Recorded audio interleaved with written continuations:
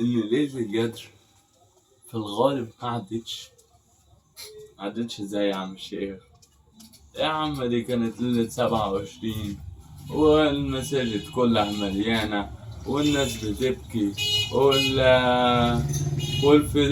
والإذاعات في التلفزيون والراديوهات والنشرات هي ليلة القدر 27 هي مش عارف الشيخ فلان قال هي ومين علان قال. بص دي كل شهادات، أما ليلة القدر ربنا ما حددهاش. قال لك إنا أنزلناه في ليلة معينة ولا إنا أنزلناه في ليلة كده على طول؟ لا، في ليلة، ما قالكش في ليلة معينة. يعني إيه؟ يعني صلى على النبي. أنا ليه يقول لك إن ليلة القدر في الغالب النهاردة؟ إيه؟ والله في الغالب النهاردة، ودي اجتهادات مني بفضل الله سبحانه وتعالى. انت مين عشان تجتهد؟ لا، انا مش مجتهد الا من قول الله عز وجل وقول رسوله صلى الله عليه وسلم. قول الله سبحانه وتعالى قال لك ايه؟ ام حسبتم ان تدخلوا الجنه ولما يعلم الله الذين جاهدوا منكم ويعلم الصابرين. خد بالك ان ممكن ربنا يخليها لك ليله 29 عشان بس يشوف صدقك، يشوفك بس مين اللي هيكمل النهاية. هل انت فعلا صادق هتكمل على ذات المريض كل ليلة، على صلة أرحام، على لو في جنازة تصليها وتذبحها، على برك لوالدين، على إحسانك لجيرانك، على تقواك، على غض بصرك، على حفظ فرجك، على أي شيء يرضيك. والله خلاص طالما الليل 27 يا عم أنا خدت اللي أنا عاوزه ومشيت. لا، ربنا ما يتعاملش كده خالص. ربنا مش يخطف ويجري، لا، انت بتعامل واحد عالم باللي جواك. فخد بالك ربنا قال لك ايه في آية تاني؟ قال لك فلا يعلمن الله الذين صدقوا ولا يعلمن الكاذبين. مين الصادق اللي هيستمر النهاية والآخر ليلة؟ مين؟ والنبي صلى الله عليه وسلم قال لك ايه بقى؟ انتظروها في تاسعة تبقى. ايه؟ في تاسعة تبقى، ايوه زي ما سمعتني كده، في تاسعة تبقى. يبقى هي دي الليلة؟ ممكن ايوه ممكن، وهو اجتهاد قال الله قال الرسول، ليس من دماغي. وانا باجي لو من دماغي انا قصدي بس عشان ربنا يجازي بس الصادق من الكاذب مش اكتر بس. وطبعا في مقولة بتقول لك ايه؟ مش بكثرة مثلا عبادات.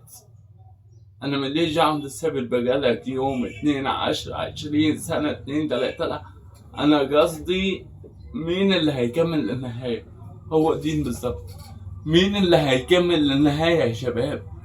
مين اللي هيكمل على تقواه وعلى عبادته؟ خدوا بالكم انما الاعمال بالخواتيم، ذهب معظمه وبقي اعظمه، اللي هي اخر ليله. في حديث وارد عن رسول الله صلى الله عليه وسلم لا اعلم مدى صحته والله اعلم، ان جالك اخر ليله في رمضان الله عز وجل بيعتق فيها عتقاء اكثر من الايام اللي فاتت كلها. يعني انت ممكن تعتق من نار الليله دي؟ ممكن، ايوه ممكن تكسب ليلة القدر النهاردة الليلة دي؟ أيوة ممكن. بالله عليك إني لكم ناصح أمين، والله العظيم إني لكم مشفق خائف وجل.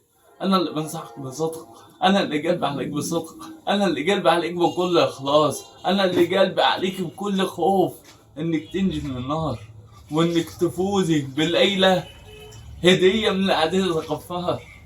يلا يا شباب، يلا يا بنات، يلا يا نساء، يلا يا كبار، يلا يا صغار، لسه والله رمضان ما ضاعش. ابدأ، لو انت ضيعت الليالي والايام اللي فاتت كلها ابدأ من الليلة دي. الليلة دي ممكن تعتق من النار، الليلة دي ممكن تفوز بليلة القدر، الليلة دي ممكن تسكب دمع التوبة صادق فيغفر لك. ايه يغفر ليا؟ يعني انا 30 يوم بعبد وواحد تاني 30 يوم بيعصي وجاء اخر ليله وتاب، يبقى زيه ممكن يكون افضل. ايه افضل؟ ايه الدليل بتاعك؟ اسمع قول الله سبحانه وتعالى إلا من تاب وآمن وعمل عملا صالحا فأولئك يبدل الله سيئاتهم حسنات وكان الله غفورا رحيما. وكان الله غفورا رحيما. يعني انت ممكن تتوب وتاخد كل الايام المعاصي دي حسنات بيها. ايوه، لو دمعت، لو بكيت، لو خشعت، لو ركعت، لو سجدت. يلا، لا يقال ان لو اذنب العبد ولو ادمع عليه ولو طرفة عين سقط عنه ذنب اسرع من طرفة عين. عاوز ايه تاني؟ ربك رب رحيم، ربك رب كريم، ربك رب عظيم. يلا يا شباب، جد وبنات، يلا. ها ها ابواب الجنة مفتوحة، ها ابواب النار مقفولة. الجنة مفتحة والنار مغلقة والشياطين مصفدة. ده النبي صلى الله عليه وسلم قال لك خاب وخسر من أدرك رمضان ولم يغفر له. خاب وخسر من أدرك رمضان ولم يغفر له. وقال لك على ليلة القدر لا يحرم منها إلا محروم. أنت شقي لو ضيعت هذه الليلة، هتبقى من الأشقياء. لو ضاعت عليك ليلة القدر خلاص ما يدهش عليك رمضان. لازم الليلة دي تعتق من النار. خلاص تمام، لازم الليلة دي تعتق من النار.